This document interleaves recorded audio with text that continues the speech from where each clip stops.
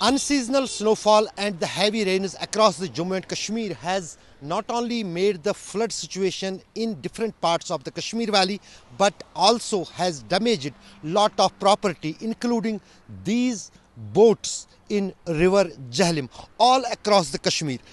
Also, the heavy losses were seen in the horticulture as well as in the agriculture sector. The farmers are very desperate that their crop, particularly the apple crop, has got heavy damage due to the unseasonal snowfall in the upper reaches of Kashmir. That includes Shopian, Bandipora and the Sonmarg areas of the Jammu and Kashmir. And also the heavy rains have damaged and not only damaged but in fact much and more agriculture land in different parts of the North Kashmir has got washed away due to these rains. But only the good news is that from Tuesday morning weather improved in the Kashmir Valley, which has given some relief to the authorities as well as to the farmers, as the flood level is now receding and there is not any immediate danger of floods in Kashmir. जनाब दाऊद साहब अस्सलाम वालेकुम। सबसे पहले तो मैं ये कहूँगा कि ये सारे गांव के लिए एक बड़े दुख की बात है, क्योंकि जिस तरह से ये ज़मीन जा रही है, जिस तरह से ये ज़मीन की तबाही हो रही है, जिस तरह से इन मेवे के बागातों की तबाही हो रही है, उससे लगता है कि अगले चंद सालों में हमारे पास कमाने के लिए कुछ नहीं रहेगा यहाँ पर। ये दुख की बात है कि पिछले कई सालों से हम इस मसले को एडमिनिस्ट्रेशन के सामने लाते रहे हैं। इस साल आप लोगों की वसात से जब इसको हाईलाइट किया गया तो कुछ एडमिनिस्ट्रेशन की तरफ से गहमागामी दिखाई गई है, लेकिन इसको वॉर फुटिंग पे करने की ज़रूरत है। वजह यह है कि अगर आप मेरे पीछे देखेंगे तो जो आज तक ज़मीन गई है, आप देखेंगे ये आज से कुछ 15 दिन पहले इसके निस्फ ही गई थी। इन 15 दिनों में इसकी ज़्यादा तबाही हुई है और ये तबाही बढ़ती जा रही है।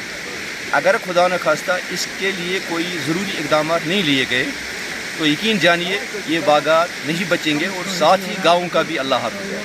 हाँ, इसमें मैं एक बात जोड़ना चाहूँगा कि इसमें से जो रेत की खुदाई हो रही है हमारे नज़दीकी गाँव की तरफ से, जिन्होंने इसको पेशा बना रखा है, जो एक बिल्कुल ही माफिया है और एक गैर कानूनी काम है जिस पे एडमिनिस्ट्रेशन कोई तवज्जो नहीं दे रही है।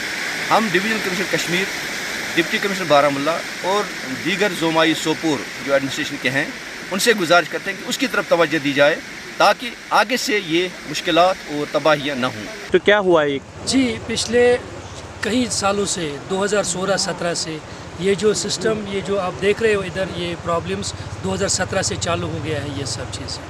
और इसका मेन रीज़न है कि जो इधर की रेत माफिया है, जो इधर के रेत उठाने वाले लोग हैं, उन्होंने एक सिस्टम ऐसा बनाया था कि उन्होंने रेत ही इधर से चालू किया था उठाने का और अपना साइड पूरा उन्होंने ऊंचा करके रखा है। उसकी वजह से पिछले 3 साल से हम इस चीज़ से गुज़र रहे हैं कि ये जो अभी चल रहा है, हमारे कम से कम 10 से 20 कनाल का बाग इस वक्त गया है। जो इस वक्त की मईशत है ना, वो पूरा ख़त्म हो जा रहा है। तो मेन रीज़न ये है कि इसकी वजह से हम लोग इधर लोग सब परेशान हो गए हैं। हमारे इंतज़ामिया से बात हो गई है, उन्होंने आश्वासन दिया हम लोगों को और वो लोग इधर आ गए। हम उनके बहुत बड़े शुक्रगुजार हैं। हम यहाँ नथीपोरा से बोल रहे हैं आपके मुखातिब है कि जो ये 2-3 दिन से बारिश लगातार हो गई है, इसकी वजह से हमारी जो ये लैंड है तकरीबन 10-15 कनाल इस पानी के बहाव ने अपने साथ ले लिए हैं। हमारा जो ज़्यादा डिपेंड हमारा इसी एग्रीकल्चर पे है। ये सेब के साथ हम ज़्यादा वाबस्ता है, ख़ास करके ये गाँव है। अगर हम करें तो यहाँ पर 100% लोग, 99% लोग इसी पे डिपेंड करते हैं।